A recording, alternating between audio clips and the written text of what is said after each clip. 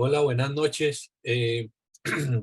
Siendo las 7 en punto, vamos a dar inicio a la sesión número 8 de educación continuada de la Asociación de Diferencias Congénitas Craneofaciales, ADC Craneofacial Colombia. Tengo el gusto de presentarles a nuestra presidente, la doctora María Hilde Torres Rivas. Ella es odontóloga, estomatóloga pediátrica, profesora titular de la Universidad Nacional de Colombia y del grupo interdisciplinario LPH-OMI-UNAL. La sesión se titula ¿Es necesario la ortopedia prequirúrgica en la atención a los pacientes con labio y paladar hendido?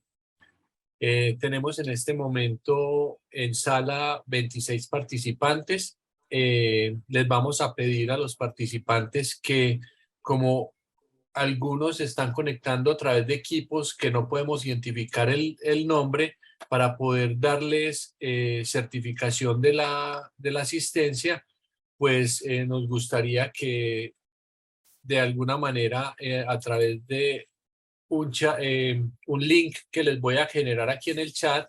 Ya me lo pusieron antes de que yo lo pusiera. Bueno, Liliana lo puso, yo lo voy a volver a poner. La idea es que en ese link, que es el mismo, al menos se registren y nos dejen su nombre para poder hacer efectiva esa certificación. María Hilde, muchas gracias, bienvenida y el auditorio es todo tuyo.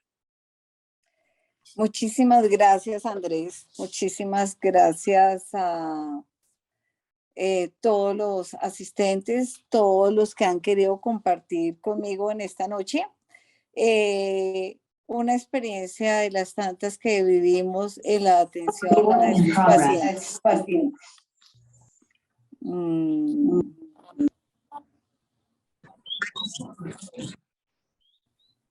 Aló. Ya parece que logramos que se sorteara el eco. Muchísimas gracias, me siento muy contenta. Estamos, como ustedes se dan cuenta, sobre todo, por un lado, los asociados que estamos todos comprometidos y las personas que llegan hoy por primera vez a conocernos.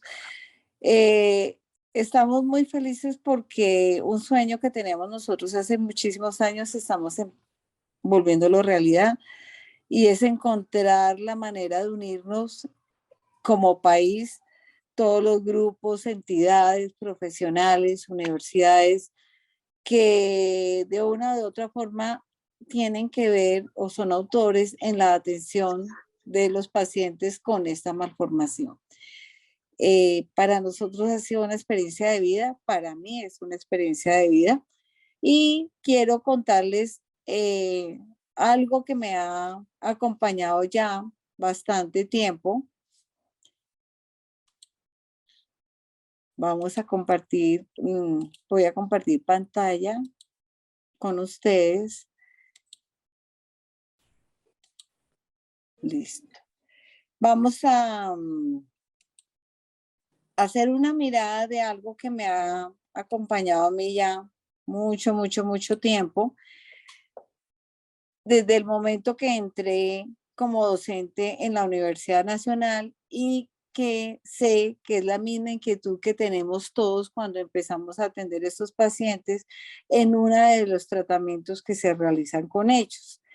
Inicialmente quise traerles esta diapositiva que me lo propuse en estos últimos años, desde que me llegó como meme, ponérsela a todos mis estudiantes de pregrado y de posgrado, o en los momentos en que he sido invitada a dar charlas, porque empieza uno a encontrar a veces una preocupación muy grande, y esa preocupación la he confirmado con el tratamiento que vamos a tratar esta noche. Y es que desafortunadamente la oportunidad de información que se tiene hoy en día, la oportunidad de una información rápida, que es muy bueno para todos, también ha dado para que haya muchísima información que no es cierta. Y tanta desinformación pone a veces a las personas que están entrando al conocimiento a no saber qué hacer. Entonces, si es, no es, ¿qué pasa? ¿De qué se trata? ¿Cómo se hace? ¿Cuál es la invitación para responder a esto? Leer. Estar uno todos los días leyendo y actualizándose.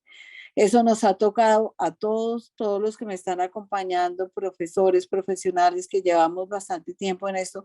Sabemos que todos los santos días nos toca estarnos actualizando.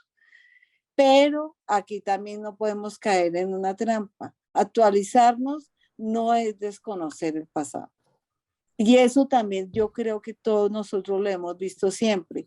Y es que a veces desconocemos, como en muchas otras cosas que le pasa al ser humano, desconocemos la historia. Y en la atención a estos pacientes no podemos desconocer la historia, porque nos perdemos o repetimos, que es lo peor, equivocaciones. Entonces, esa es la invitación que hago en esta charla.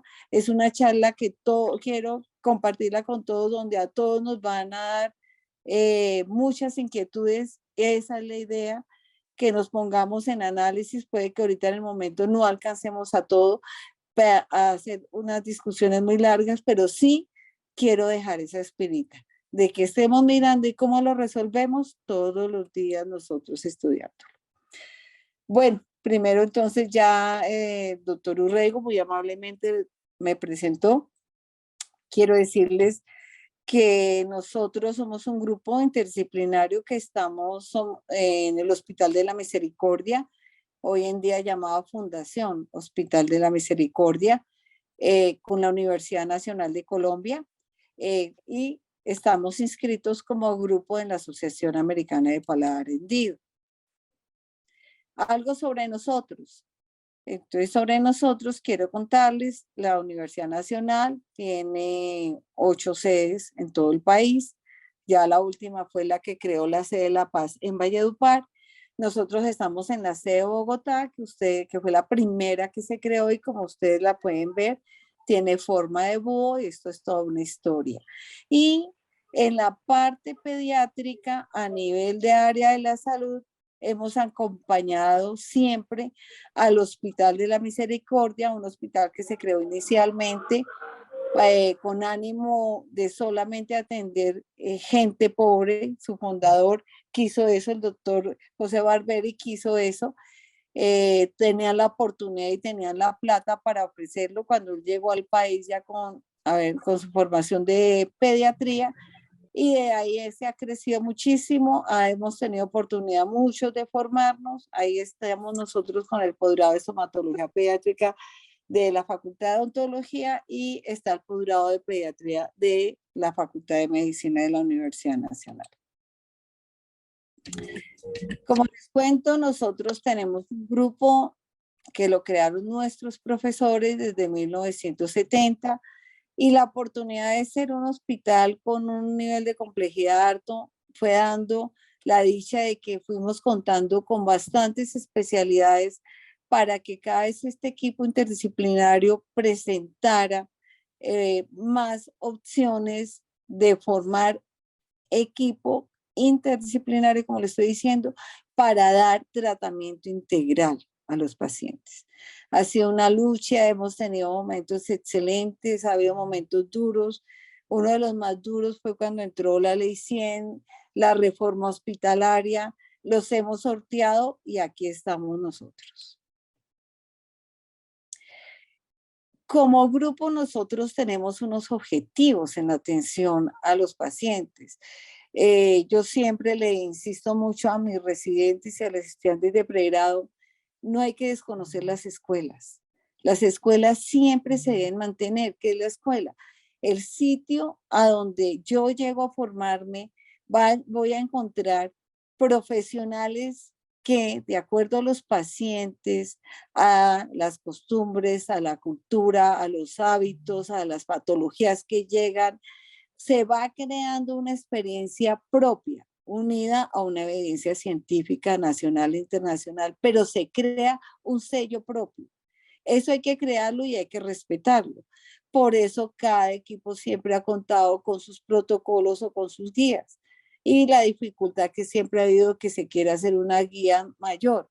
Las guías de país o las guías internacionales son mínimos de consensos que se hace, pero respetando lo que hay. En cada sitio y cada escuela tendrá su sello propio, sus criterios propios. Y los estudiantes que formamos nosotros salen para formar sus propios criterios con todas las experiencias que aprenden en nuestro sitio y en todos los demás sitios a donde van a ir. Los objetivos que tenemos entonces nosotros como grupo al atender a estos pacientes los tenemos en este orden. Así lo tienen también otras escuelas, no todas en el mundo, pero sí lo tienen otras escuelas. Y el primer punto para nosotros definitivo es el aula. El aula. Después ya tenemos el crecimiento y desarrollo del maxilar. Aquí es donde se varía a veces con otros grupos. En muchos años, el primer punto fue crecimiento y desarrollo maxilofacial y de segundo el habla. Nosotros lo tenemos de primero. Las funciones orales normales como tercero y una autoestima e integración social. Esta foto la quise traer porque el tema que vamos a tratar, esto es una de las cosas que cuestionan, ¿sí? Nosotros, y yo sé que muchos grupos del país apostamos a la lactancia materna, pero eso tenemos que mirarlo muy bien cuando nosotros damos la atención a un recién nacido y lo que vamos a ofrecer para este tratamiento prequirúrgico para favorecer muchas cosas o muchas partes de su desarrollo. Pero es que esto es lo primero que miramos nosotros. Ahí ustedes ven la posición en que fonoaudiología le enseña a los bebés a cómo se debe, a las mamitas, cómo deben alimentar a sus bebés. Eso debe estar unido a que ellos tengan la oportunidad de que esa cavidad oral pueda succionar y pueda deglutir como se les va a ir enseñando por parte de fonoaudiología. Entonces nosotros también tenemos que tenerlo muy en cuenta cada vez que pensamos en hacer algún tratamiento con algún aparato dentro de la cavidad oral. Ante tanta discusión que hay en el mundo y tanta discusión que también hay en el país, recién había entrado yo como docente y recién estaba ya como parte del grupo interdisciplinario. Nos invitaron a una charla aquí en Bogotá por parte de la Sociedad Colombiana de Cirugía Plástica y preciso me pusieron a mí este tema. Y yo llevaba pues unos 4 años, 5 años de ejercicio profesional con posgrado, ya con mi posgrado, ¿sí? Y fuera de eso, pues estaba recién llegada y pues tocar este tema para mí fue impactante. Yo dije, bueno, ¿y aquí qué decimos? Que sí, que no. Y empiezo a revisar literatura en ese momento y encontré todo lo que ustedes quieran. Este mismo cuestionamiento sigue hoy en día, sigue exactamente igual hoy en día. Entonces, eso es lo que quiero. Vamos a hacer una mirada. Desde el momento que se empieza a hablar de la ortopedia prequirúrgica hasta ahora. Vamos a mirar qué dicen unos y qué dicen otros. Y ya después de ver eso, vamos a mirar, les voy a mostrar rápidamente lo del hospital, el manejo que hacemos nosotros y vamos a dejar ahí unos cuestionamientos. Vamos a organizarlo de esta manera. Una ortopedia prequirúrgica, vamos a hablar de definición, las alteraciones maxilofaciales que se presentan, o sea, cuando yo valoro esa cavidad oral, cuando valoro esa carita de ese bebé que puedo encontrar ahí, los objetivos que tiene la ortopedia prequirúrgica desde su momento que empezó a describirse, la controversia que se ha presentado en todo este tiempo, la experiencia que tenemos nosotros y a lo último unas conclusiones. Bueno, siempre se ha hablado que cuando hay equipo interdisciplinario, pues hay que tratar de contar con un protocolo, como antes siempre nosotros lo llamábamos, después nos enseñaron a llamarlo guías de manejo y gracias a llamarlos guías de manejo cada día hemos ido perfeccionando y por eso ahorita la asociación apuesta a una guía de manejo a nivel de Colombia, recogiendo todo el trabajo de todos los grupos y de todas las entidades y de las universidades por medio de las metodologías que están aprobadas para eso. Se necesita para tener equipo, tener mínimo, se ha llegado a esa conclusión, por lo menos los cirujanos. por lo menos fonoaudiología y por lo menos ortodoncia.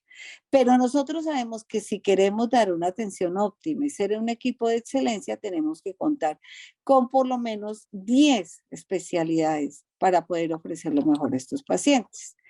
Estos son los tiempos que nosotros en el Hospital de la Misericordia utilizamos para los momentos quirúrgicos.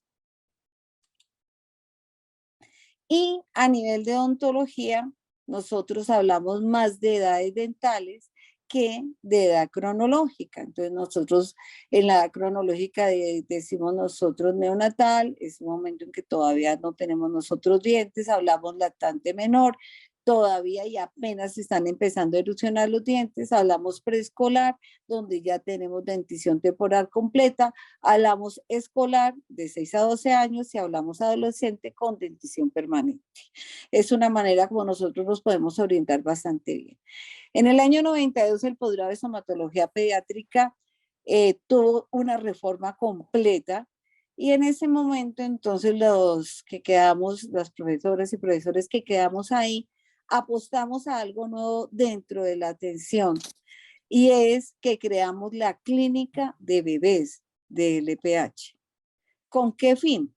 Con el fin de dar una atención personalizada y muchísimo más alta o en la parte humana y emotiva a estos padres. Entonces nosotros tenemos esa clínica que va de 0 años a los 6 años. Entregamos apenas ya al niño, entra en dentición mixta, empieza a hacer su recambio. En este momento vamos a hablar solamente de la primera etapa, que es la ortopedia prequirúrgica, lo que estamos ofreciendo. Miremos las definiciones, yo quise traer las definiciones históricas que siempre se han reconocido y de dónde surgió. Entonces, la ortopedia prequirúrgica es una técnica complementaria, que esto se le olvida a muchos. Cuando yo veo esas discusiones entre que sí se hace y el otro que no se hace, y por qué, una vez me tocó en Asilomar, en Monterey, California, en un seminario que hubo cerrado, donde había investigadores de muchas partes, oír investigadores de varias partes hacer lo mismo. ¿En qué pelea? Y el uno decía que sí y el otro que no. Yo decía, las peleas no pueden ser así. Nosotros estamos en el conocimiento, adquiriendo conocimiento con nuestra experiencia clínica, pero tiene que ser con el conocimiento. Las peleas démoslas académicas. Eso no se trata de gritarnos o no gritarnos, sino de hacer las cosas como deben ser de personas con unos niveles de inteligencia alto como se cree que es el ser humano, pero que se demuestre. Entonces, es una ortopedia prequirúrgica, que es una técnica complementaria en el tratamiento interdisciplinario del labio paladar hendido. Se habla también de que se realiza antes de la corrección primaria del labio paladar mediante aparatos de ortopedia y busca favorecer estas técnicas quirúrgicas en los casos en que se encuentra indicado. Ahí les estoy mostrando un bebé que no han podido darle alimentación y lo tienen con una sonda orogástrica.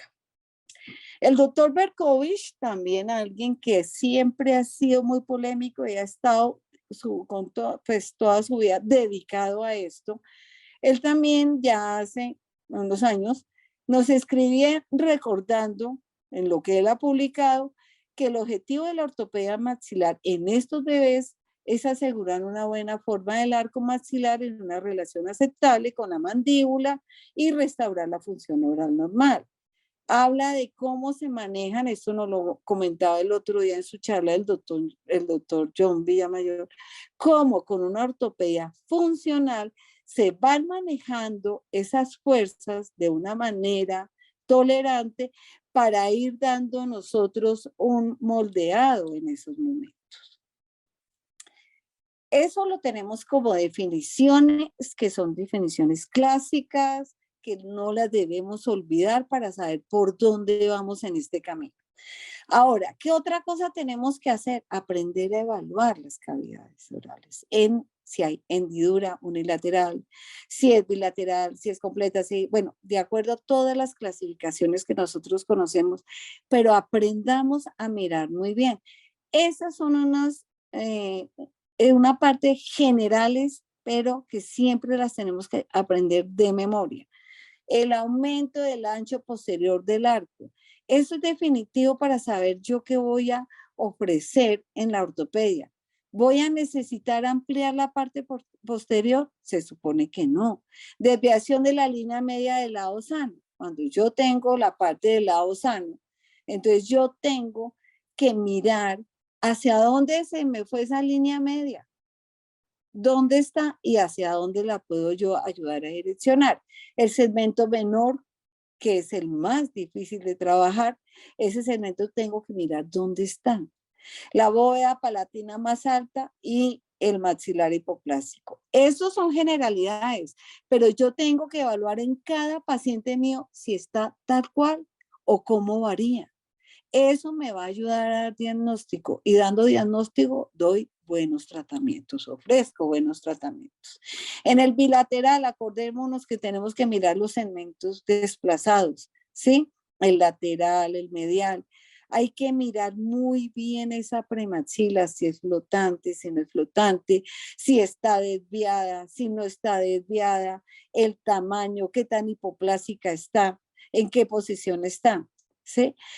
Hay que mirar ese paladar, hasta dónde va ese paladar, cuánto se formó, qué tan hipoplástico está, hasta dónde voy yo a esa parte superior.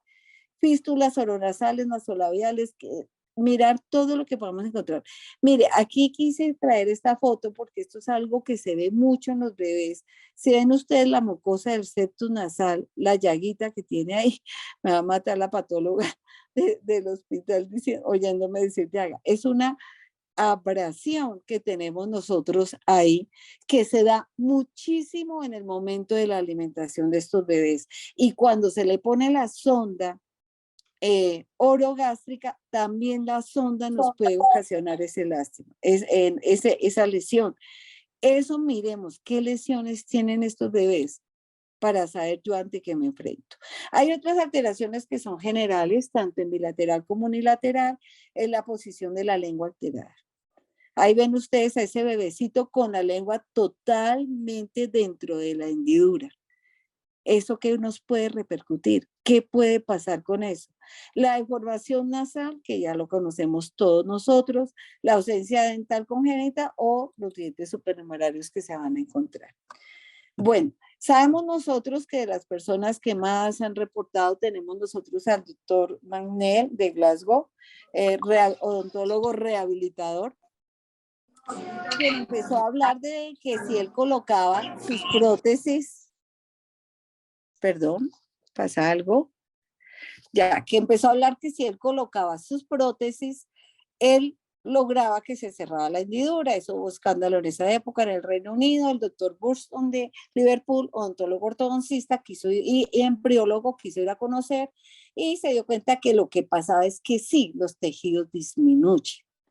Los tejidos disminuyen, o sea que, la hendidura disminuye porque los tejidos crecen. Entonces, ¿qué empezaron ellos a reportar? Que en una hendidura del maxilar superior voy a encontrar alterada la respiración, la deglución, la masticación y la asimetría del arco. Pero esto no es generalizado. Esto no es generalizado. Yo tengo, otra vez les vuelvo a decir, que evaluar en cada paciente cómo está la respiración, cómo está la deglución, cómo está la masticación, cómo está la asimetría, para ver qué voy a hacer con ese paciente.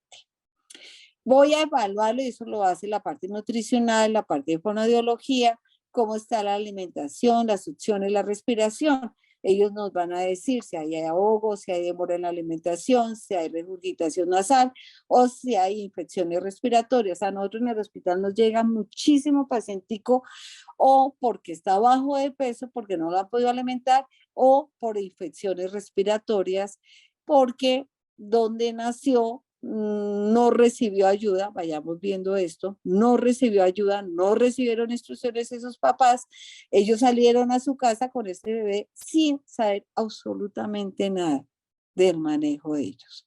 Entonces vienen a suceder estas cosas y no se da manejo. Cuando ya por parte de fonoaudiología y nutrición nos detectan esto, ya empezamos nosotros a mirar qué le podemos ofrecer. Esto hizo que todos estos doctores, que fueron de los que primero empezaron a reportar, y nosotros hoy en día todavía los tenemos muy en cuenta, hablaran de la necesidad de una placa obturadora. Entonces dicen, primero hay unas funciones fisiológicas que me puede ayudar a suplir la placa, que es, me va a poder ayudar en la alimentación, en la deglución, en la respiración, y me va a ayudar a que esa lengua no quede dentro de la hendidura y aprenda a colocarse en su posición normal. También, entonces, ya eso es lo que nosotros encontramos como funciones fisiológicas, pero también empezaron a hablar ellos de que se pueden hacer movimientos, se pueden poner unas placas activas para hacer alineamiento de esos dos segmentos que acabamos de mirar y ayudar a disminuir el ancho de la hendidura.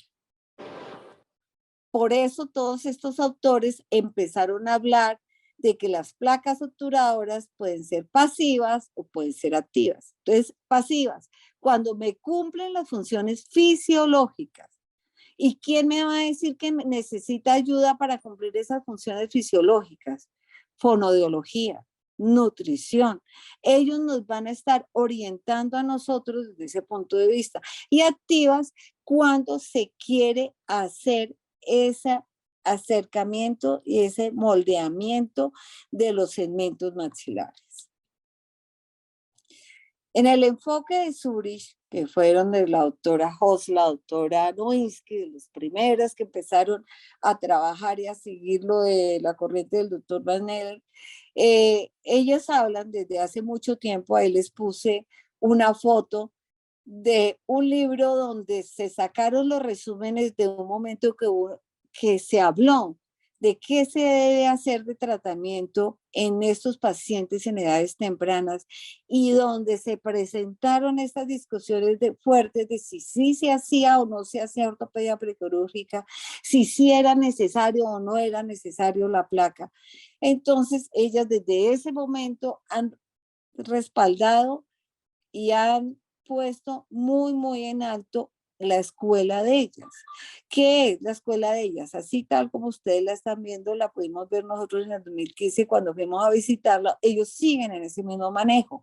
Es una placa pasiva de resina acrílica compuesta con un compuesto blando y duro. Mire que ellos toman impresión dentro de la hendidura y esa placa va dentro de la hendidura. Uso 24 horas y ahí va el tiempo en que ellos lo deben utilizar, pero ¿qué hacen allá? Allá empiezan a tachear la parte que está dentro de la hendidura para ir direccionando el crecimiento que quieren de esos segmentos para que vaya cerrando esa hendidura, ¿sí? Cerrando no todavía definitivamente, en tamaño. Estos son ejemplos que les traigo yo a ustedes, ejemplos que manejamos nosotros de placa obturadora pasiva y placa obturadora activa. Son placas mucosoportadas, en odontología lo sabemos, el anclaje no son anclajes fuertes, son anclajes mucosoportados que hay que saberles hacer diseños donde se puede trabajar con diseños por medio de rellenos dentro de las hendiduras, manejando y estimulando los músculos nos puede ayudar a reposicionar y a permitir el crecimiento de ellos. En las placas obturadoras activas se pueden hacer movimientos, pero teniendo en cuenta siempre que estas placas tienen un anclaje muy liviano que es mucosoportado. En las secuencias de Pierre-Robin, que se ha trabajado tanto y que se ha avanzado tanto, se puede trabajar en la ortopedia prequirúrgica. Nosotros generalmente le hemos ofrecido ayuda, es a poner la placa cuando se necesita por funciones fisiológicas o porque necesitan que nosotros les ayudemos a que la lengua vaya bajando como ellos necesitan. Acuérdense que estas lenguas están retrocolocadas y cualquier ayuda es muy buena para estos pacientes. No, las placas solo las ofrecemos nosotros cuando la hendidura nos coge paladar duro, paladar blando no, porque no nos alcanza a llegar allá. Pero aquí les estoy mostrando a ustedes un ejemplo en la Universidad de Tübingen en Alemania, donde ellos ya hace unos 10 años más o menos, pienso yo, o un poquito más, diseñaron esta placa con ese espolón posterior para que permitiera que esa vía respiratoria a nivel de faringe que está obliterada abra y de esa manera cierre. Hay muchas escuelas en el mundo, tanto en Europa como en Asia, que han seguido esta placa y le han hecho sus propios diseños y le han visto bastante efectividad. Hay otras que no, yo quise personalmente traerlo a la misericordia y neonatología, no se le ha animado, a esa le ha parecido que hay otras maneras mejores de trabajarlo. Tenemos nosotros entonces, aquí ven ustedes en la parte de abajo la boca de este bebé, donde encuentran ustedes hay vemos nosotros este canal que va de la nariz hasta la tráquea. ¿Mm? Ese es el manejo que se está haciendo en este momento en el Hospital de la Misericordia y por eso ellos están muy reacios a hacer manejos diferentes porque les está dando muy buen resultado y ahorita en la parte más adelante les voy a hablar un poquito de eso, la parte de la experiencia del hospital. Y tenemos por último la experiencia cuando ya se ven en la necesidad de las distracciones osteogénicas que también han tenido sus momentos de bastantes discusiones entre los grupos por el riesgo tan alto que se corre en esos maxilares. Por eso allá en el hospital hubo unas discusiones fuertes, hubo junta médica, pero fue bonito porque se aprendió de ahí a sacar estudios y se sacaron publicaciones con algoritmos de cómo es que nosotros debemos orientarnos un poquito sin acelerarnos y dejar esta más bien de última opción. En las premaxilas protruidas que habla la literatura.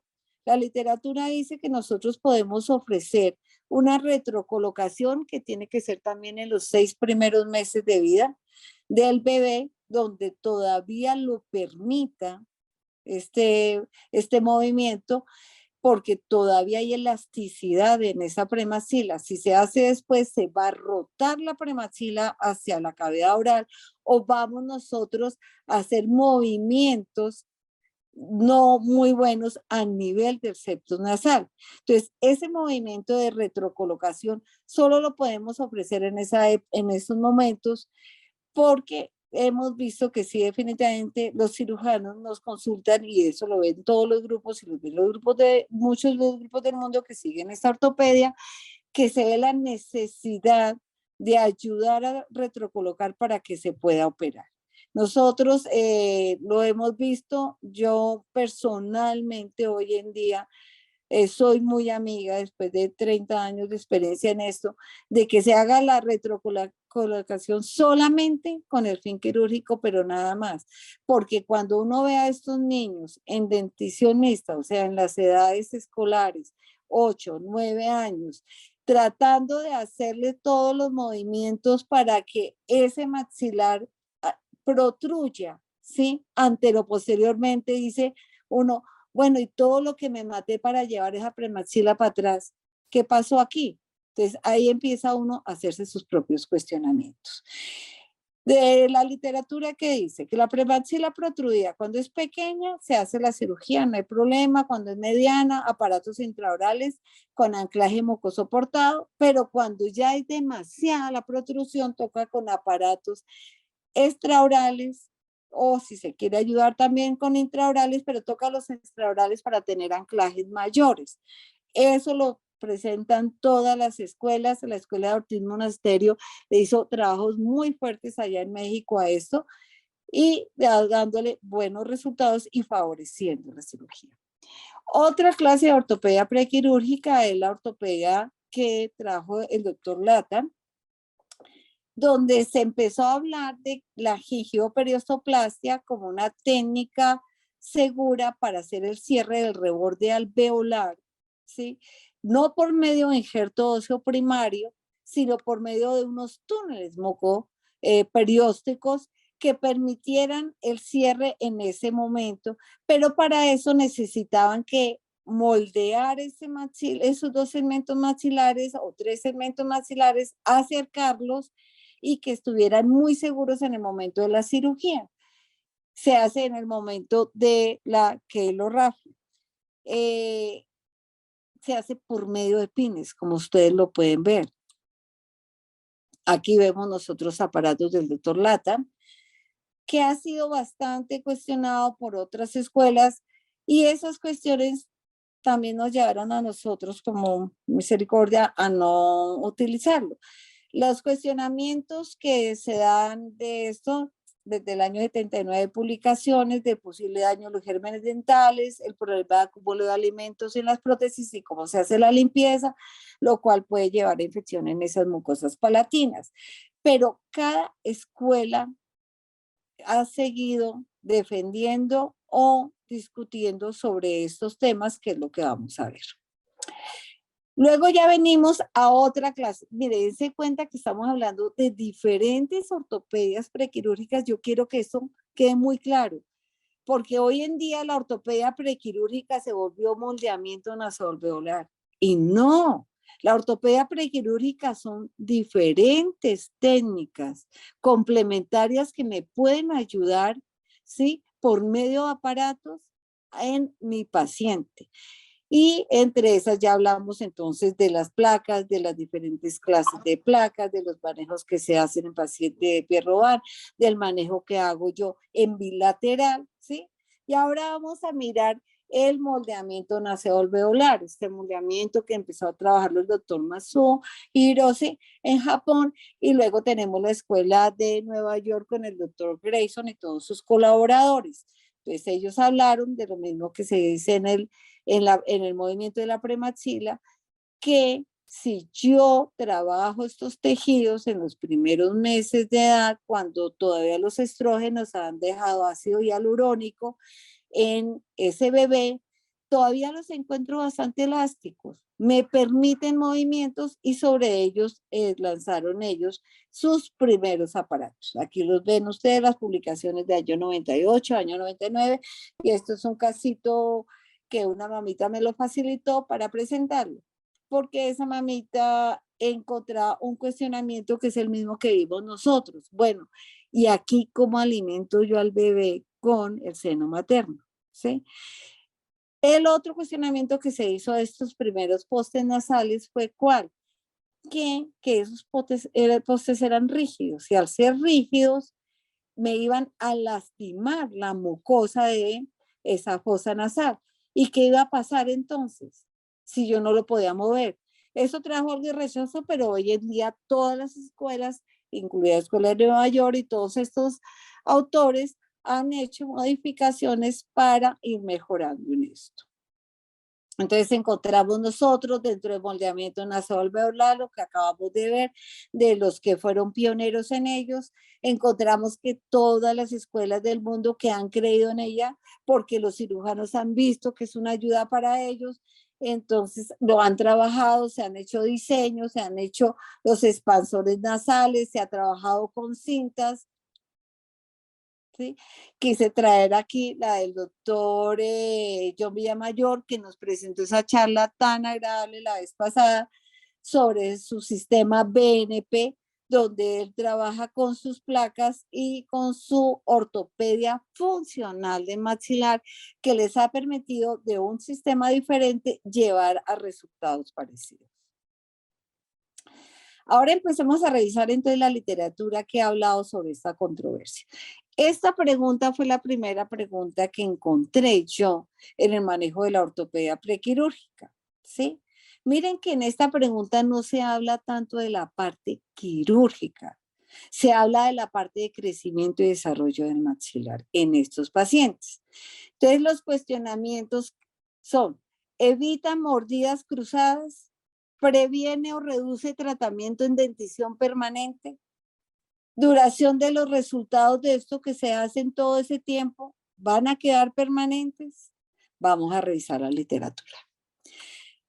En los grupos que defienden los manejos que hace, entonces vamos a revisar las ventajas. ¿Cómo hemos hecho estos trabajos? Estos son trabajos que hacemos nosotros con los estudiantes de pregrado y de posgrado de la Facultad de Odontología de la Universidad Nacional. Nosotros de vez en cuando, más o menos cada 5 o 8 años, estamos revisando historias y estamos revisando literatura para ir confirmando los manejos que estamos haciendo nosotros. Ahí ven ustedes en la parte de abajo, en las referencias bibliográficas, trabajos que hemos hecho con nuestros estudiantes de revisiones de literatura, buscando qué se habla, qué se dice y sobre todo nunca desconociendo la historia. Entonces aquí empezamos nosotros, mire, estoy empezándoles desde los años 50. Se habla que la desventaja de colocar las placas es una disminución de la hendidura. Favorece el cierre quirúrgico de la hendidura, mejores resultados estéticos, facilita la alimentación, ayuda a fortalecer vínculos afectivos porque todos los papitos cogen confianza y pueden alimentar mejor a sus hijos. Alineación de los segmentos alveolares cuando se utilizan placas activas, ¿sí? O placas miofuncionales con ortopedia funcional que permite esos movimientos y mejora el habla. Esto lo reportan estos autores que dicen que el tener esto hace que vaya mejorando la posición de la lengua, esos tejidos dentro de cavidad oral y le va a facilitar más a fonoaudiología su misión. Otras ventajas, tenemos el doctor Latham dentro de su trabajo que ya les mostré, dice que mejora el desarrollo del arco en los estudios que presentó en ese momento. Matsuo Hiroshi desde el 88 hablaban que el moldeo prequirúrgico del cartílago nasal en pacientes nacidos con labio paladar hendido se podía lograr y ellos lo podían conseguir por medio de sus postes nasales. Grayson y colaboradores dicen exactamente lo mismo, los cartílagos alares y la columela, se le puede a la columela conseguir crecimiento, ¿sí? Y alineación gracias a estos postes nasales y se puede trabajar hacia la forma y hacia la posición normal. En línea general uno encuentra mucho en la literatura, aquí vemos nosotros algo resumido, también en ventajas. Alineamiento anatómico que se produce... ¿Aló? ¿Aló?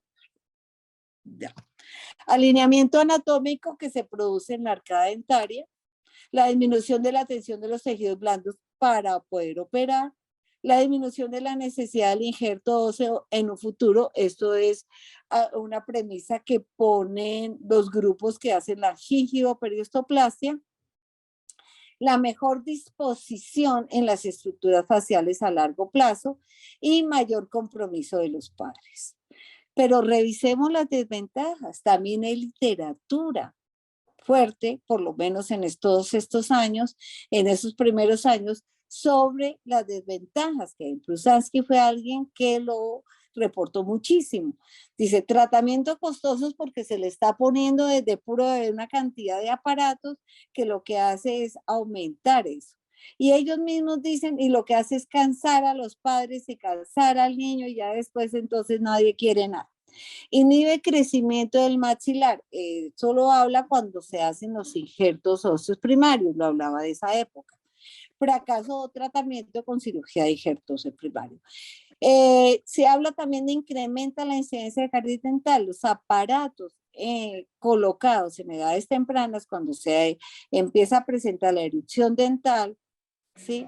Más o menos hasta los 3 años, donde estos aparaticos se ponen, se vio una alta incidencia de caries de infancia temprana. Entonces, inmediatamente se dijo, eso es por tantos aparatos, lo que están es dificultando la higiene oral en esos niños, la alimentación. Otros autores hablan de que es necesario y es inútil. Si ellos tienen quien les ayude con la alimentación y la deglución y tienen quien les ayude para que no haya problemas respiratorios. Hay escuelas del mundo que dentro de sus grupos tienen enfermeras específicas para ayudarle a los papás en esta parte. Entonces ellos dicen, ¿para qué? Y además, con una buena técnica quirúrgica nosotros logramos que quede bien, entonces, ¿para qué nos vamos a poner a hacer tanta cosa? Bueno, en desventajas, seguimos nosotros encontrando en la literatura cambios desfavorables en la forma del arco, dando pocas garantías a los padres, no previene colapso del arco maxilar, no mejora la oclusión, o sea, no se ven resultados a largo plazo, no tiene efecto sobre la forma del arco del labio paladar hendido unilateral. En líneas generales de la literatura, ¿qué dice? La existencia de complicaciones derivadas del dispositivo, cuando tenemos los aparatos LATAM, la agresión que supone introducir esos micropins en los gérmenes dentarios, la retracción del maxilar ligada a la gingioperoplasia, porque hay grupos que empezaron a presentar que esta técnica quirúrgica en ese momento sí detenía crecimiento y desarrollo. Quienes la realizan han luchado para demostrar que no, que como ellos lo hacen no sucede, pero la literatura nos está presentando las dos caras. Algunos estudios a largo plazo no encuentran diferencias significativas en la arquitectura facial entre los pacientes intervenidos con o sin ortopedia prequirúrgica. A 2010, ¿qué hemos encontrado nosotros? Que en un estudio, en una revisión sistemática muy seria, muy bien presentada, muy bien calificada con nivel de evidencia, se encontró como conclusiones que los resultados del tratamiento no tienen efectos positivos a largo plazo en pacientes con labio paladar hendido en la mayoría de los estudios a 2010. Deben hacerse más estudios aleatorios controlados para tener evidencia sobre los efectos de la ortopedia prequirúrgica en diferentes protocolos quirúrgicos y los resultados sobre el efecto de los aparatos de moldeo nasoalveolar en la simetría nasal tienen que ser apoyados por futuros estudios controlados aleatorios. ¿Sí? Ahora vamos a hacer una mirada de 2015, que es hasta donde yo les había hablado, a 2022. Esta parte apenas nosotros la estamos comenzando en estos últimos años, estamos revisando literatura, estamos mirando y aquí les traje fotos de nuestras residentes de estomatología pediátrica de estos últimos años, que son las que están acompañándome a organizar esa revisión que estamos haciendo, que yo creo que la vamos a completar como para el 2023, pero que ahorita va a ser muy ayudada con lo que vayamos a trabajar en la asociación con la guía. De toda la literatura que encontramos, ¿qué vimos? Hay muchísima literatura latinoamericana, que antes uno casi no encontraba latinoamericana, ahorita sí encontramos en ortopedia prequirúrgica. Hay muchos grupos latinoamericanos que se le han medido a esta ortopedia prequirúrgica. ¿Qué encontramos nosotros también? Que los grupos se hicieron caso, tanto los que no creen en estas clases de ortopedia o los que sí creen en estas clases de ortopedia, empezaron a hacer estudios juiciosos y a mostrar reportes a diferentes años para querer demostrar que sus técnicas sí se pueden validar y sí son una ayuda para estos pacientes.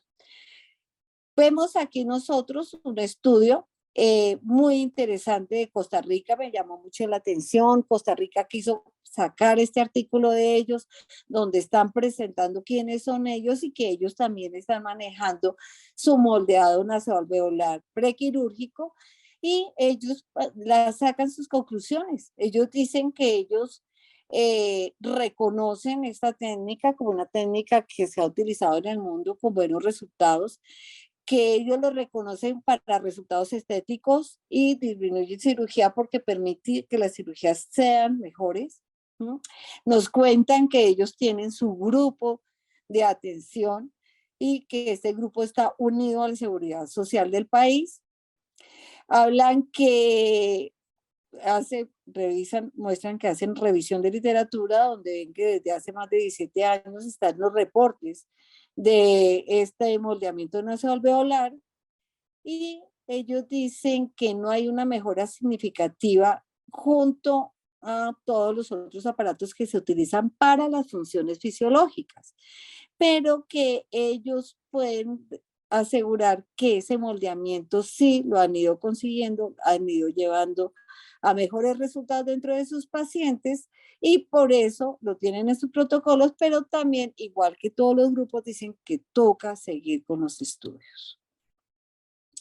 Tenemos nosotros aquí, entonces, otro grupo que se nos presenta, vemos aquí que nos están hablando ellos, es un grupo que es un artículo trabajado por Arabia Saudita, con un grupo de Arabia Saudita, con un grupo del Reino Unido de Londres, donde ellos dicen que al hacer una mirada, una revisión de esto, ellos llegan a estas dos conclusiones. El moldeado nasoalveolar ayuda a aproximar y reducir los segmentos del maxilar hendido en preparación para el cierre quirúrgico. No se puede demostrar beneficios a largo plazo de la reducción de las dimensiones de la hendidura y la manipulación del complejo nasal. Entonces, en la revisión que ellos hacen, todavía no encuentran una respuesta ya definitiva para poder decir uno sí o no. Vemos aquí nosotros, este es un estudio de México, de los muchos que en México se publica, una ortopedia prequirúrgica en pacientes de labio paladar hendido unilateral. Ellos cogieron varios casos, hicieron revisión de casos. Dentro de esa revisión de casos, donde ellos manejaron solamente placa, ellos manejan la placa y ahí lo dicen muy bien, los resultados congruentes a los reportados por Hutz y Noinski y otros de la placa moldeadora que nos va a ayudar a funciones fisiológicas, y hablan que la ortopedia prequirúrgica con placa obturadora estimuladora es una terapéutica aceptable y recomendable para los pacientes con la hendidura en labio y paladar hendido unilateral. Ellos lo están presentando en unilateral, y como ven ustedes, el diseño de ellos tiene unos puntos estimuladores para conseguir el crecimiento de los tejidos. Vemos aquí un artículo alemán de Múnich. En Alemania, de acuerdo a lo último que nos han estado reportando nuestros pares que están allá, hay muchísima discusión todavía, pero muchísimo con ortopedia prequirúrgica. El moldeamiento nasoalveolar ahorita solo lo manejan 3 universidades en el país. Acuérdense que allá los grupos están unidos a las universidades, no están separados. Entonces los están manejando 3 universidades, pero sí hay bastantes universidades que manejan la placa obturadora de acuerdo a diferentes diseños que ellos le van haciendo de moldeamiento o para ayudar a las funciones fisiológicas en el bebé. En este trabajo, ¿ellos qué dicen? Ellos revelan un algoritmo para la generación automatizada de dispositivos individuales de pacientes recién nacidos con labio paladar hendido bilateral, ¿sí? Y presentan ahí sus resultados con una validación de un software que ellos crearon para este trabajo que tenían. En conclusión, el algoritmo genera diseños de dispositivos NAND en serie impresos en 3D de forma confiable. Esto sí me lo reportaron también. Esto sí se está generalizando muchísimo en Europa. La elaboración de esta manera de las placas obturadoras. Esperamos que la mayor parte de la serie sea utilizable y que ojalá se puedan adaptar. Vemos aquí, entonces, ahora tenemos una escuela de Turquía. Cuando nosotros hicimos la revisión a 2015, si algo nos llamó muchísimo la atención, el otro día John Villamayor me hablaba de que al hacer ellos revisiones encontraron un grupo en otro país que hacía manejos muy parecidos a ellos. Nosotros cuando lo hicimos a 2015 nos llamó la atención que vimos que los trabajos que hacen, los manejos que hacen en ortopedia prequirúrgica eran muy parecidos a los que hacíamos nosotros en OMI. Eso es bien bonito, es interesante. Yo por eso siempre motivo mucho a mis residentes a que un artículo hay que leerlo completo, de quiénes son los autores, quiénes son los que trabajan, dónde están. Y si a mí me llama la atención lo que ellos están haciendo, hombre, pues vayamos o invitémoslos y acerquémonos para que podamos tarde que temprano hacer nuestros famosos estudios multicéntricos, que son los que nos van a ayudar a dar un poquito más de resultados en esto. En las conclusiones del trabajo que ellos presentan, ellos hablan que el moldeamiento nasoalveolar prequirúrgico unido a la gingioperiosteoplastia tiene ventajas demostradas. Ellos dicen que todo depende mucho del ortodoncista y de la habilidad del cirujano. Dice una estética nasolabial estable y agradable con menos tejido cicatrizal, arcada maxilar intacta, sin fístula oronasal, reducción en el número de cirugías, revisión de tejidos blandos y de injerto alveolar. Cuando miramos ventajas y desventajas, ellos ven que la opción NAN más la gingioperiosteoplastia es válida. Eso nosotros no lo podemos desconocer, es la experiencia de ellos. Entonces, eso nosotros tenemos que siempre tenerlo en cuenta, ¿sí? Entonces, si ellos lo dicen es porque lo están viendo, lo están conociendo y toca es que sigan sus estudios a largo plazo con sus pacientes. Tenemos nosotros otro trabajo también, este ya es de Nueva York. ¿Este qué trata? Resulta que el doctor Berkowitz, el ortodoncista, él después de que al principio apoyó muchísimo estas técnicas y trabajó con el doctor Latan, después él ya mismo entró en controversia y ha presentado unas controversias muy grandes. Esta es una respuesta que le da el grupo de Nueva York al doctor Berkowitz en sus controversias, que se las aceptan, se las creen respetables, creen en ellas, pero le piden el favor de que tenga en cuenta dos fallas que está cometiendo, y esa nos pasa a todos, por eso la quise traer. Eso nos pasa a todos. A veces al hablar de una cosa estamos hablando de otra y no nos damos cuenta. Entonces decimos, eso no es, esto no se hace, eso no sirvió, eso no. ¿Qué es lo que no sirvió? ¿Qué es lo que no se hace? A ver, revisemos bien y miremos de cerquita. Entonces, mire qué le pasó al doctor Berkowitz. El grupo tuvo que decirle, hay dos fallas desafortunadas en la comprensión del NAN. La suposición de que LATAM y NAM son intervenciones equivalentes con respecto a los efectos iatrogénicos. Entonces, hay que separar lo que se hace en cada una de las técnicas de ortopedia prequirúrgica. Segundo, la suposición de que NAN y gingivoperiostoplastia son el mismo tratamiento. ¿Sí ven cómo se confunde uno facilito? Por eso es que uno tiene que estar estudiando y revisando bien antes de poder decir algo. Y eso es lo que más me ha enseñado a mí mis 30 años de ejercicio en estos pacientes. ¿Sí? Tenemos que revisar, oír, tener la capacidad de oír y revisar muy bien lo que se está haciendo. Aquí vemos nosotros otro grupo. Este trabajo es una eficacia, este trabajo es muy bonito, pongámosle atención, es un estudio prospectivo, vamos a mirarlo del Cairo, ¿sí? De Egipto. ¿Ellos qué proponen? Ellos proponen por medio de sus modelos poder diseñar el crecimiento como ellos lo quieren, y ellos ahí elaboran las placas para los diferentes momentos en que van haciendo el cambio.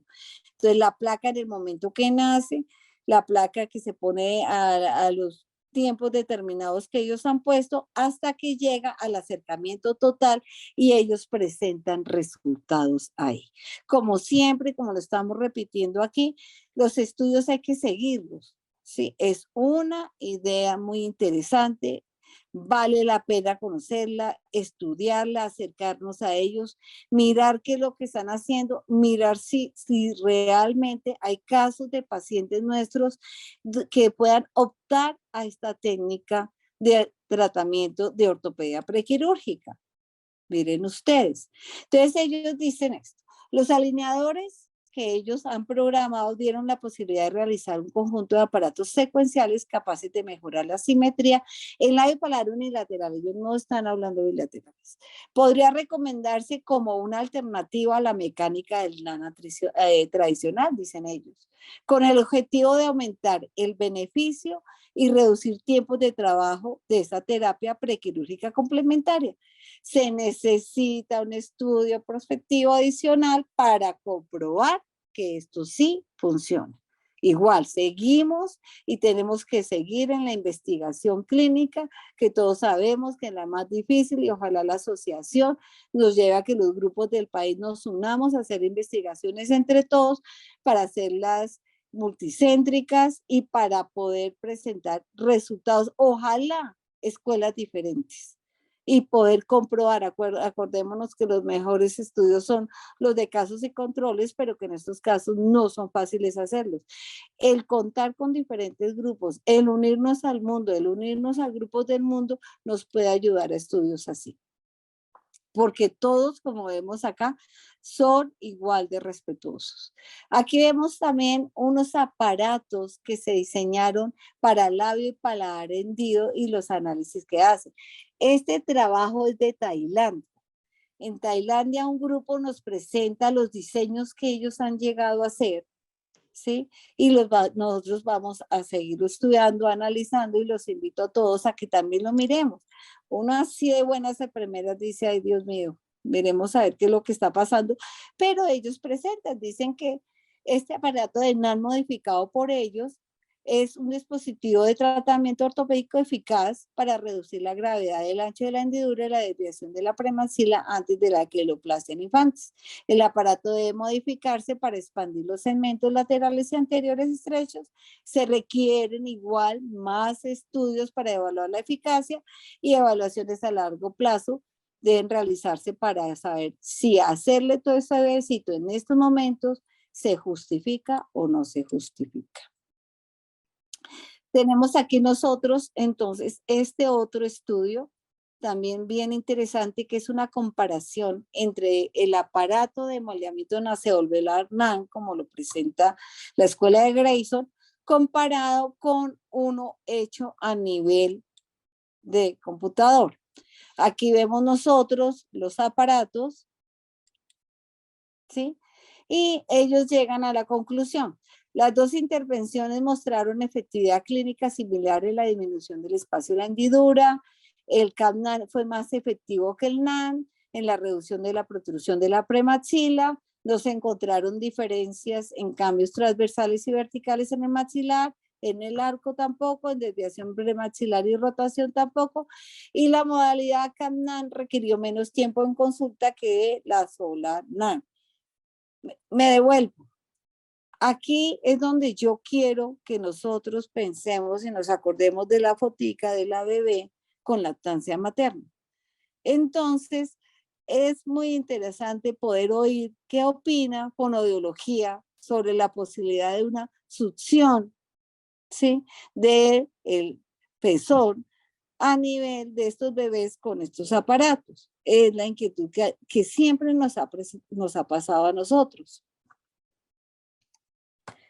Y vemos aquí otro trabajo, que este trabajo es de Seattle, del estado de Washington en Estados Unidos, donde ellos hablan de que haciendo una mirada, haciendo una revisión, está Seattle, está Buffalo, ¿sí? Y tenemos aquí la otra que de Nueva York también, tenemos ahí, son 3 escuelas que se unieron a revisar sus trabajos, a revisar la literatura y ellos presentan estas conclusiones.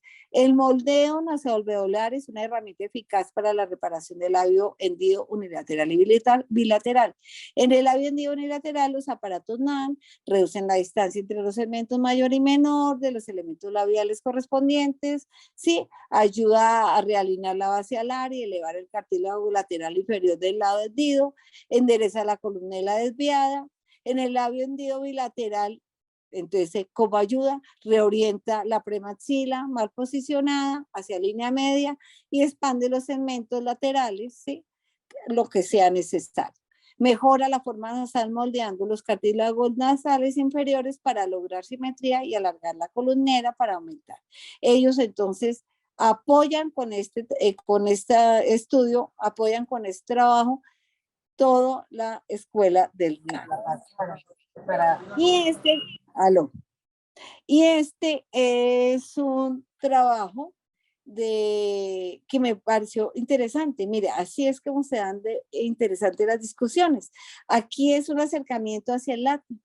Y ellos aquí están hablando que el propósito de este estudio fue describir el enfoque de esta ortopedia, definir su protocolo de manejo y las posibles complicaciones que se puedan derivar de él. Y para eso presentan una revisión sistemática de la literatura, ¿sí? Ellos que dicen acá en sus resultados que estos aparatos con mecánica activa para rotar los segmentos palatinos y para retraer la premaxila, para reducir el ancho de la hendidura, en el caso de la hendidura completas y bilaterales, fueron utilizados la técnica y se consiguió, la técnica LATAM utiliza un aparato fijo, que ya lo vimos nosotros antes, proporcionando un control muy direccionado de los movimientos de los segmentos. Y como conclusión, el dispositivo LATAM es una técnica controvertida que se puede usar para reducir de manera efectiva y predecible el ancho de la hendidura o para retraer la premaxila antes de la queloración. Ellos mismos dejan la palabra controvertida. O sea, la controversia en muchos de estos aparatos continúa. La tenemos, no se ha terminado. Tenemos aquí otro artículo también donde se hace una muy buena revisión sistemática con metoanálisis. Es el único que hemos encontrado ahorita, que yo creo que puede haber más. Me imagino que ya para la búsqueda de la guía toca trabajar otros idiomas para que no se nos vaya a pasar nada por lo alto, pero este es un trabajo muy bien hecho, donde dice consolida la evidencia de múltiples estudios recientes sobre los efectos del tratamiento NAN en los pacientes con labio paladar unilateral. Sugieren que NAN produce beneficios en la forma nasolabial en comparación con otros aparatos prequirúrgicos. Aún no hay pruebas suficientes para concluir si el NAN produce los mismos beneficios que los otros aparatos de ortopedia prequirúrgica pasivos, y destaca que persisten limitaciones en la presentación de los informes. O sea, todavía estamos muy limitados en poder pasar artículos con niveles de evidencia y mucho peso para que puedan asegurar o llevar a una seguridad en decir que si sí o que si no puede utilizar esos tratamientos. Y aquí vemos otro trabajo también muy interesante, donde ellos hablan de esa efectividad en labio paladar hendido unilateral, ¿sí? Y en este trabajo ellos también vuelven a hablar que sí, que se demostró que es exitoso, que sí encontraron ellos que se podía conseguir muchísimo ahí. Este es un trabajo de Vietnam, ¿sí? De un grupo en Vietnam, donde ellos se acogen a la ortopedia NAN. Entonces, ven ustedes que con el tiempo es más la literatura que se va encontrando sobre NAN, y de pronto por eso es que a la gente se le olvida y piensa que es que no existe sino esa sola clase de ortopedia. Me importan los profesionales jóvenes, me importan los estudiantes que tengan esto muy en cuenta, ¿sí? Ahorita el hecho de que encontremos mucha literatura no quiere decir que no haya otras técnicas de ortopedia prequirúrgica. Y aquí vemos nosotros este trabajo que ya es un trabajo que respalda la gingioperiostoplastia, ¿sí? En este trabajo ellos hablan de que no presentó efectos adversos significativos sobre la presencia o morfología de incisivos centrales y laterales, porque había otros artículos que habían trabajado ese tema y habían cuestionado esto. Las tasas de malformaciones dentales y agenesia reportadas en este estudio fueron consistentes con anteriores informes de ellos. Cuando se realiza la forma mínimamente invasiva y con la preparación ortopédica prequirúrgica adecuada, apropiada, dicen ellos, es una técnica de tratamiento segura que no aumenta el riesgo de anomalías dentales. Sigue entonces la controversia, y sigue los análisis. En la experiencia que hemos tenido nosotros, pues nosotros les voy a mostrar en líneas muy rápidas a qué conclusiones hemos llegado. Bueno, en secuencia de Pierre-Robin, ya me adelanté antes y les conté que ahorita la líder de neonatología de la Fundación OMI, después de muchísimas discusiones que ha habido allá académicas con todos los grupos quirúrgicos, con nosotros y esto, ellas encontraron una metodología de tratamiento que les está dando buenos resultados, que ya está también manejando, que se ha manejado en Brasil con la doctora Di Souza, y se ha manejado también en Venezuela y en otras partes, y ellas le están viendo un buen futuro. Llevan en este momento un número de 75 pacientes con éxito en el tratamiento que están haciendo. La doctora Ligia Estela muy amablemente quiso que les trajera a ustedes estas fotos, donde ella muestra esta cánula, que es una cánula nasotraqueal, y el diseño que ellos le hacen a esta cánula, abriéndole la parte, ustedes ven que se recorta y llegan y la abren en dos dándole un ala a cada lado para que cuando se vaya a colocar quede así. Y al quedar así, ya la fijan y después le ponen el oxígeno.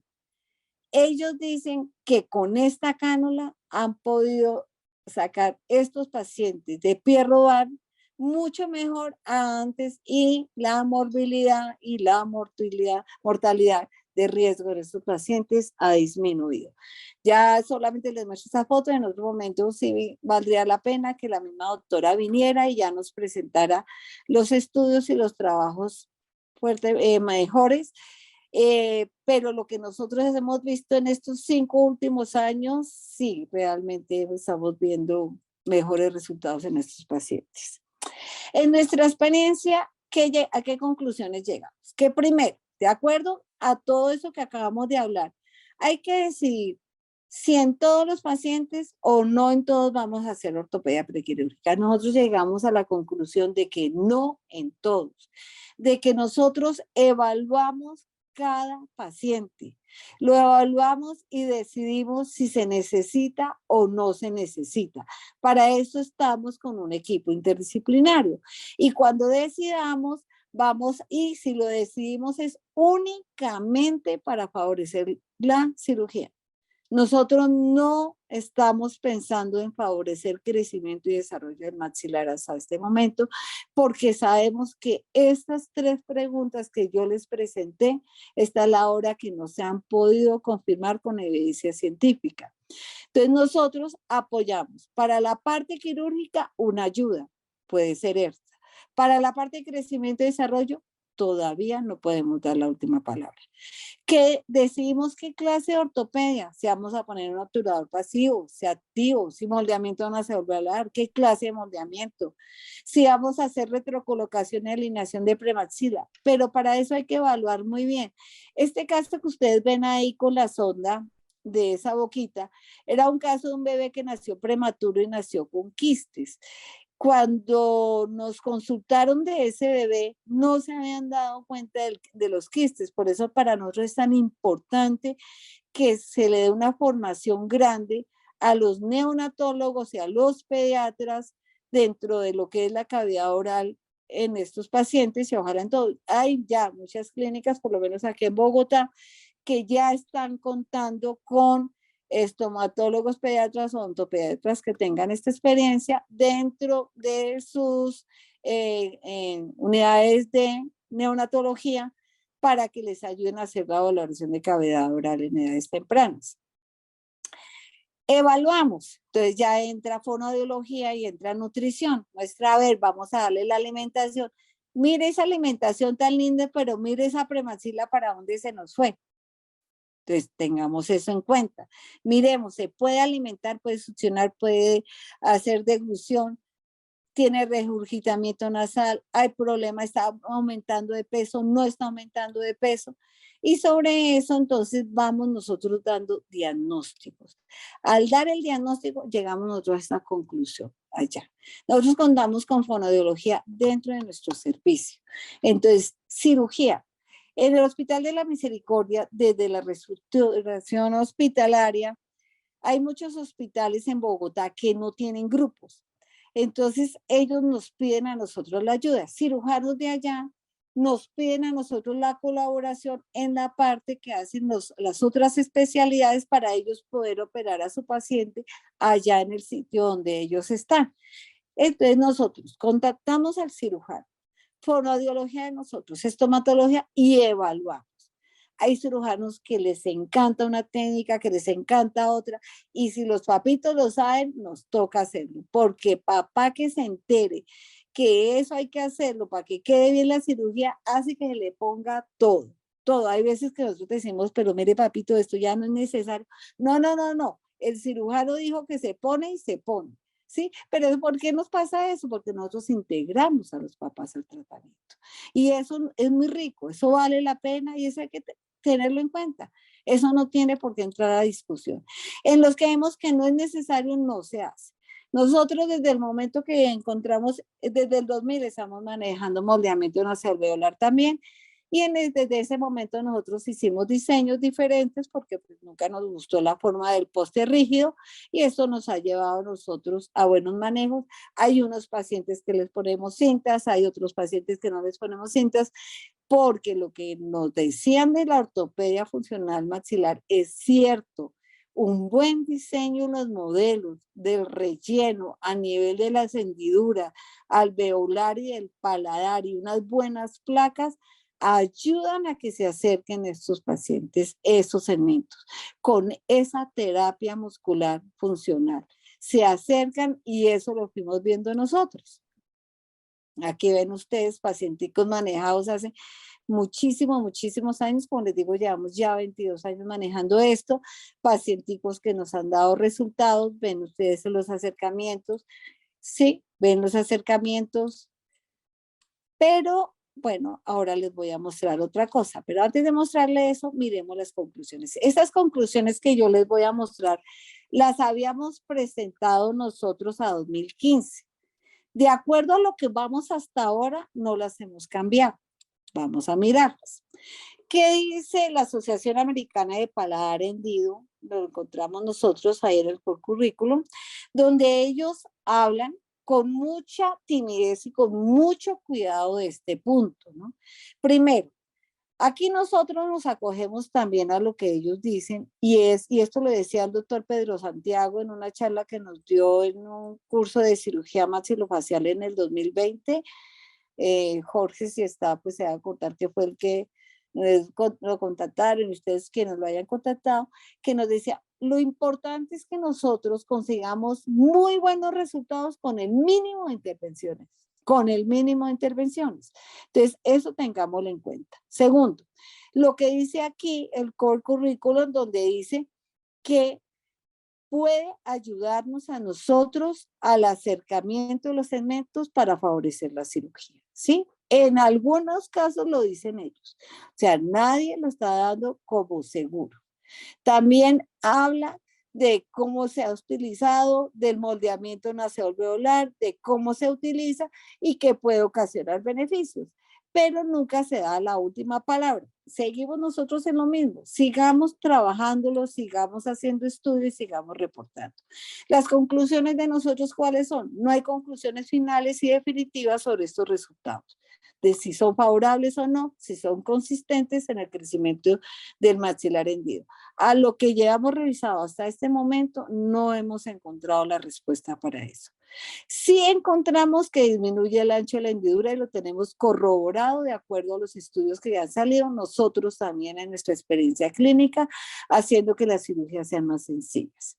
El labio y nariz reciben mejor reconstrucción al reposicionar premaxila en pacientes con labio paladar hendido, pues lo hemos visto, pero ahorita les voy a decir otra cosa. Y las placas obturadoras pasivas favorecen alimentación, respiración, deglución y posición de la lengua, totalmente corroborado. El moldeamiento nasoalveolar nos puede ayudar a aumentar la dimensión de la columela y a mejorar la simetría de la nariz. Pero cuando nosotros nos hemos puesto a mirar casos antiguos y a veces miramos fotos de pacientes ya mayorcitos que no recibieron moldeamiento nasoalveolar, vemos nosotros casos donde quedaron muy semejantes a los otros. Y empezamos a comparar, a ver, a cuál sí se le puso y a cuál no se le puso y no lo sabemos comparar. Por eso nosotros seguimos soportando de que se debe personalizar la necesidad del tratamiento y no generalizar. Cada caso hay que manejarlo muy individual. Apoyémonos de investigaciones y los grupos que no tienen ahí investigación, no se preocupen. Para eso están los grupos del mundo que la hacen y los grupos que están unidos a la universidad aquí en Colombia que pueden hacer buenas investigaciones y pueden ayudar a soportar resultados. Lo importante es que estemos todos los días actualizándonos en esto para saber si realmente los tratamientos que estamos haciendo vale la pena hacerlos o no. ¿Vale la pena molestar a sus papás? ¿Vale la pena molestar a sus bebés? ¿Se justifica? ¿Se necesita? A ver, demostrémoslo con el tiempo. Vamos en este momento nosotros. Aquí les muestro momentos de encuentros de allá del servicio, por ahí cuando el doctor Ernest Rengifo todavía estaba con nosotros en la misericordia. Y muchísimas gracias. Esta foto que les muestro aquí es una foto de Festival de Cannes de máscaras, que hace unos años hubo una representación de Colombia y ellas fueron con el nombre de Macondo. Y esta foto me pareció tan linda de ver esta cara que nos recuerda todo lo que nosotros queremos conseguir con nuestros bebés. Bueno, muchísimas gracias. Hilde, Hilde, muchas gracias. Abrimos entonces la sesión de preguntas. Los que tengan alguna pregunta, no sé, Lili, si lo vamos a hacer o que la escriban directamente. Mientras tanto, yo voy a transmitirte unas preguntas que hay en el chat. La doctora Rosa Sampaio pregunta que en el método que están utilizando para el manejo de los pacientes con Pierre-Robin, ¿el paciente sale con algún otro método de alimentación, gastrostomía o algún otro método para alimentar o se alimenta directamente? Precisamente la doctora Elija me decía eso. Lo que más nos alegra a nosotros es que no es necesario la gastrotomía. Hemos visto que ya podemos descontinuar cuando manejamos así los casos la gastrotomía, que es una de las grandes preocupaciones que se tienen ellos. Y sí, Rosa, la apuesta que ellos tienen es esa. Sí.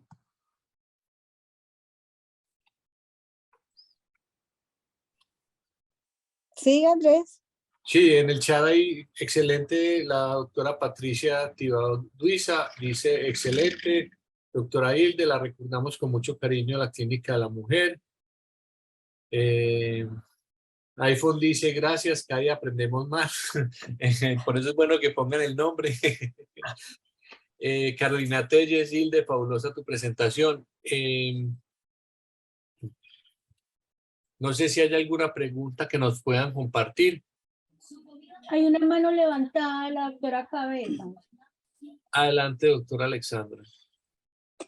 Buenas noches para todos. Doc, yo tengo una duda. La doctora cuando estaba hablando, cuando inició a hablar del moldeamiento nasoalveolar, hizo, y a través después de ese punto, 2 veces como el interrogante en el tema de la lactancia, ¿cierto? Pues es fundamental por el tema inmunológico que usted tiene en los nenes, pero ahí me quedó la duda que entonces sí siempre se va a poder lactar, ¿cierto? Porque ella decía que hay que evaluarlo. Se sabe que en el labio fisurado regularmente sí, pero ella decía, sí será bueno lactarlo. En 2 imágenes y me quedó sonando, no sé, como referente a la lactancia, de pronto, ¿qué claridades debemos tener ahí? Sí, esa es la preocupación que tenemos nosotros con los aparatos de moldeamiento nasoalveolar que tienen esa parte extraoral, ¿sí? Porque, como les decía yo en el inicio, la meta es que todos tengan lactancia materna. Y nosotros sabemos que sí se puede lograr. A nosotros cuando nos llega un bebé, inmediatamente ponemos a fonodiología. Fonodiología tiene que ponerse a ayudarle a a esa mamita a arrancar y arrancar y arrancar. La tristeza es cuando nos llegan ya con unos mesecitos, entonces ya se perdió mucho camino. Y la preocupación que nos da a nosotros el moldeamiento nasoalveolar es que esas partes externas van a permitir ese selle labial que se necesita conseguir con el seno materno para la lactancia. La respuesta que nosotros habíamos encontrado era un biberón que se diseñó para esos casos para alimentar. Este biberón fue rechazado por parte de fonodiología porque dice que el biberón lo que hace es espichar para que salga el alimento, pero entonces el paciente, ¿cómo va a cumplir la función de succión y para llegar a la deglución? Yo quise dejarlo en forma de pregunta. Quise dejarlo en forma de pregunta porque vale la pena que trabajemos e investiguemos más sobre esto. Miremos qué nos reportan los grupos que trabajan el aparato así, cómo están consiguiendo la lactancia materna con el aparato, con estas partes extraorales y démosle, hay que darles la palabra, ¿no? Nosotros no podemos acá decir no, tenemos es que darle la palabra a estos grupos para que ellos tengan momentos en estos encuentros académicos que tenemos, tengan un momento y vengan y nos muestren qué han conseguido, cómo lo están consiguiendo y cómo lo están logrando. Ese es el cuestionamiento que quise dejar ahí, ¿oíste? Sí lo entendí, ahora sí quedó claro. Sí, Doc, a eso me refería, mil gracias. Ah, bueno, Alessandra, gracias. Lili, hay alguien con la mano levantada, dice de él, pero no sé quién es, y el doctor John Villamayor también. Pues oigamos a él porque así de una vez vamos a saber quién es. Soy Berta Benavides. Ay, ahí está pintada Berta, ¿sí ve? Como siempre, te felicito, una conferencia muy académica, una buena revisión bibliográfica, y yo quiero hablar un poquito con respecto a la pregunta que hizo Alexandra Reyes hace un momento. Tú preguntas que el niño hay que evaluarlo para la lactancia.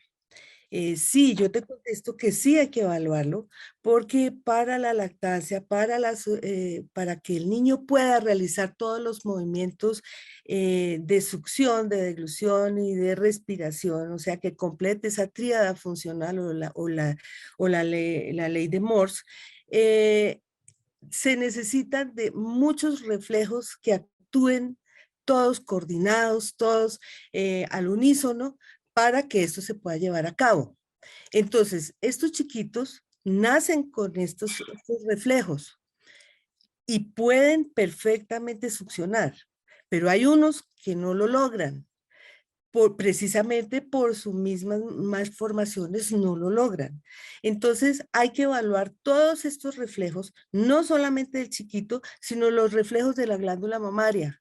Hay que mirar cómo está ese pezón, cómo está ese flujo de leche, etcétera. Entonces, antes de cualquier cosa, por eso la doctora Hilde dice que a los bebés que nos llegan los tenemos que evaluar, cada uno para hacer un tratamiento específico, individual, y no generalizar que a todos se les va a colocar la placa obturadora, a todos se les va a realizar tales y tales ejercicios. No, hay que evaluar y es particular el tratamiento que se va a proponer. La doctora Hilde dice que fonoaudiología se tiene que dedicar el tiempo que sea necesario con esas mamás para enseñarles a amamantar y para que alcancen a recibir ese confort del momento de esa lactancia, tanto para ella como para el niño. No nos olvidemos que no es fácil recibir un bebé con estas malformaciones, no es fácil socialmente para esta familia, no es fácil para este matrimonio. Hemos visto muchos matrimonios que se acaban por el hecho de que culpa suya o culpa del otro, tuvimos este bebé de esta manera. En alguna investigación que hicimos con la doctora Hilde en el Amazonas, un papá, un indígena, le echaba la culpa a la mamá que habían tenido ese bebé así, porque ella se ha puesto las llaves en la cintura y eso era lo que le provocaba.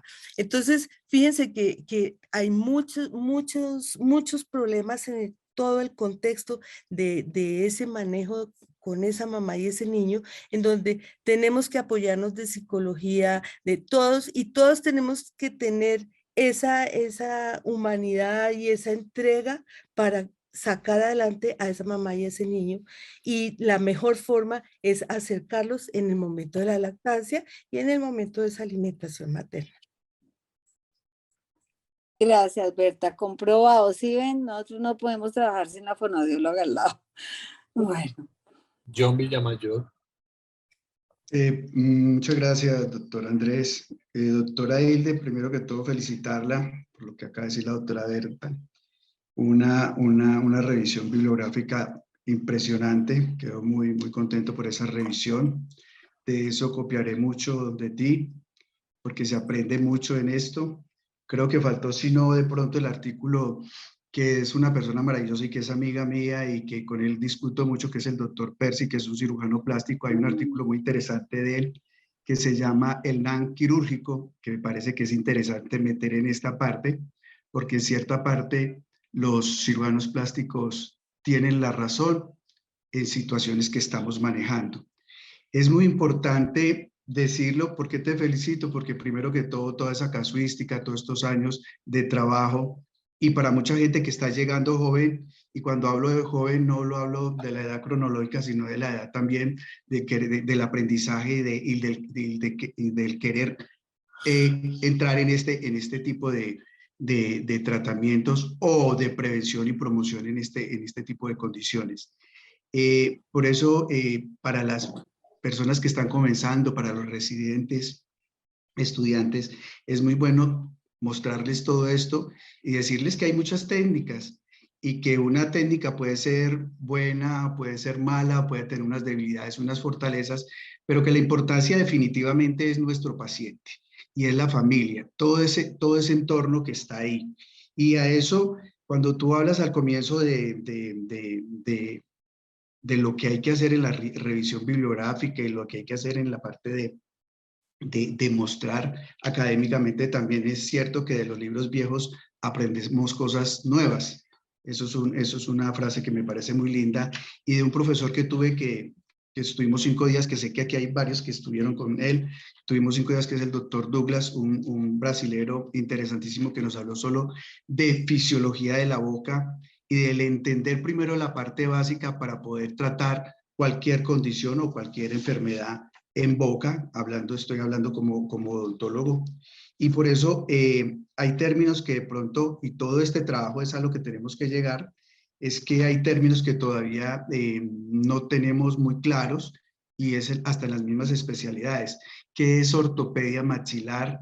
¿Qué es ortopedia maxilar funcional? ¿Qué es ortodoncia interceptiva? ¿Por qué se produce tanta caries? ¿Por qué se enseña tanto en la escuela de hacer más ortodoncia interceptiva que ortopedia? ¿Cuál de las dos es buena? ¿En qué momentos? Todo esto es lo que tenemos que llegar, tú todo esto lo contaste, y me parece que es muy interesante que hablemos de muchas de estas cosas, y por ejemplo de la ortopedia prequirúrgica. ¿Será que la ortopedia prequirúrgica es la que no está funcionando? ¿O será que la ortopedia posquirúrgica es la que no estamos haciendo? ¿O si la estamos haciendo, de pronto las máscaras faciales, que no son malas, las estamos utilizando mal? Entonces llegan un montón de cuestionamientos, y por eso me parece buenísima esta charla que has dado. Y solo para acotar una cosa, nosotros tenemos 13 casos presentados con Pierre Robin, con la placa funcional con planos inclinados, que lo llamamos nosotros en ortopedia funcional. Me parece interesantísimo la cánula, ya había encontrado algo sobre esa parte de literatura.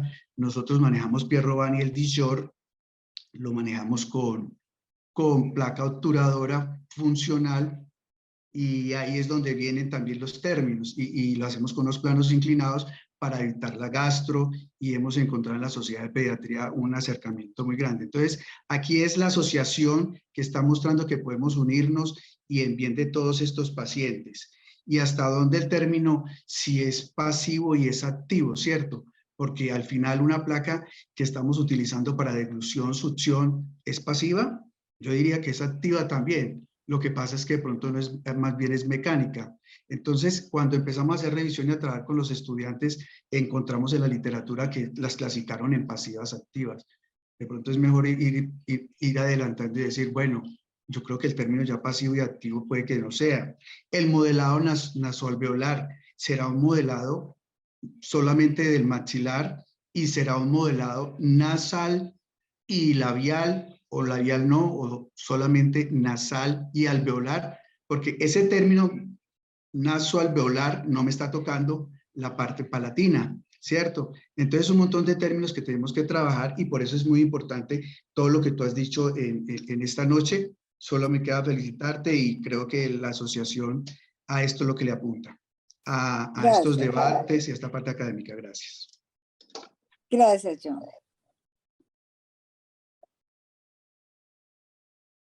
Bueno, para todos una feliz noche, y muchas gracias por la asistencia. Igualmente, feliz noche.